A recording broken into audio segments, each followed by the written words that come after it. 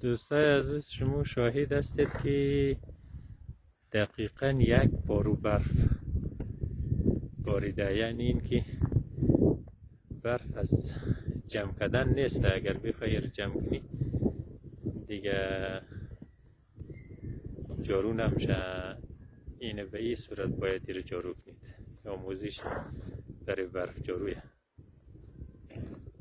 این دکتر عبدالبصیر میگرنید که با چی مهارت این برف را جارو مونه.